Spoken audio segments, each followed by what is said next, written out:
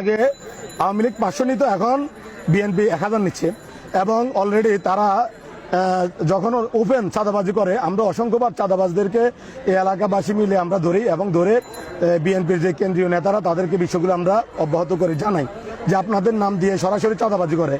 এর আগে আমি অলরেডি মজনু ভাইকে সরাসরি মহানগরের নেতা মজনু ভাইকে জানিয়েছি এই জিয়ার বিষয়, যে জিয়া এখন পালিয়ে গেছে আপনাদের হাত থেকে, সবার হাত থেকে ছুটে। এই জিয়া ওপেন চাঁদাবাজি করতেছিল, ওনাকে যখন আজকেরটাই বলতেছি পালানোর পরে মহানগরের নেতার হস্তক্ষেপে উনি ধরে নিয়ে গেছে, জনগণ থেকে নিয়ে উনি ছেড়ে দিচ্ছে। ছাড়ার পরে ওই আয়সা বললো যে এখন চাঁদাবাজির লাইসেন্স পেয়েছি, মহানগর থেকে চাঁদাবাজির লাইসেন্স দিয়েছে যুব দলের এই জিয়াকে, এবং আসার পর থেকে 500 টাকা চাঁদা আবার শুরু করেছে নতুন করে 1000 টাকা করে নেওয়া। এমনকি অলরেডি আমাদের এই এলাকার যতগুলো ব্যবসায়ী, প্রত্যেকটা ব্যবসায়ী তার কাছে জিম্মি। অলরেডি আমি এখানে বাইতুল মোকাররম ইসলামিক ব্যবসায়ী মালিক সমিতির সাধারণ সম্পাদক আমি, এবং চাঁদাবাজ প্রতিরোধ কমিটি পল্টন ওটা সভাপতি। আমার কাছে পর্যন্ত ফোন দিয়ে চাঁদা চেয়েছে গত সপ্তাহ। এই বিষয়টাও আমি সিনিয়র বিএনপি নেতাদেরকে জানিয়েছি, কোনো রকম তারা হস্তক্ষেপ করে নাই। এমনকি আমি প্রশাসনের আজকে একটু আগে আমি শুনতে পেরেছি, আমি যখন আজকে অলরেডি আমি একটা দাওয়াতে গিয়েছিলাম, দাওয়াতে যাওয়া অবস্থায় এই এলাকার ব্যবসায়ীরা ফোন দিয়েছে যে ভাই আপনারা চাঁদাবাজ প্রতিরোধ কমিটির সভাপতি, আপনারা তো আমাদের কোনো কাজ আসতেছেন না, আজকে এই যে সাংবাদিকরা এসে চাঁদাবাজ ধরছে আপনারা কোথায়? পরে আমি ছুটে আসলাম, আসার পরে দেখি যে জিয়া যাকে নিয়ে এত লেখালেখি এত কিছু হয়েছে, এবং সে কখনো টিফু বাহিনীর টিফুর লোক, এবং কখনো সে মজনু ভাইয়ের লোক, কখনো বিভিন্ন রাজনৈতিক নেতাদের নাম বিক্রি করে সেই এলাকা চাঁদাবাজি করে যাচ্ছে দীর্ঘদিন।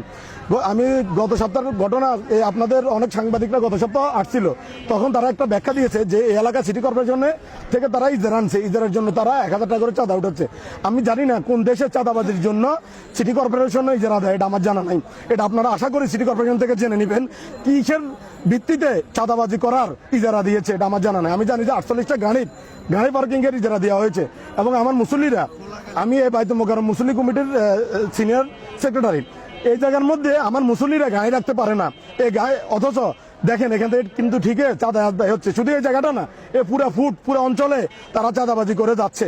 আপনারা যদি খোঁজখবর নিয়ে দেখেন তাহলে আপনারা আলাপ পাবেন। কেউ ভয় মুখ খুলেন, আপনি খবর নিয়ে দেখেন 50 জনটা জিজ্ঞাসা 10 জনে মুখ খুলবে, তাও যদি ক্যামেরা বন্ধ রাখেন, ক্যামেরা ওপেন রাখলে কেউ ভয়ে কথা বলে না, বলে ভাই রাজু ভাই জীবনের নিরাপত্তা আপনি দিবেন না, কারণ এদেরকে এখন চাঁদা দিব না, এরা আমাদের বাসা বাড়ির পর্যন্ত অ্যাড্রেস এদের কাছে আছে, বাসায় যে আমাদের হামলা করবে, আমাদেরকে মিথ্যা মামলা ঢুকে দিবে। এখন শুধু যে চাঁদাবাজি তা না, তারা অলরেডি মামলা বাণিজ্য শুরু করছে।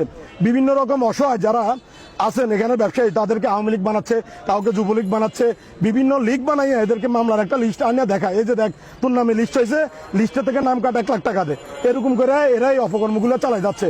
আপনাদের মাধ্যমে আমি প্রশাসন এবং এই দেশের বর্তমান যারা পরিচালনা করছেন তাদেরকে বলবো, আপনারা অন্তত পল্টন জাতীয় মসজিদ সারা বাংলাদেশের বাইতুল মোকাররম এদিকে আপনারা একটু খেয়াল করেন।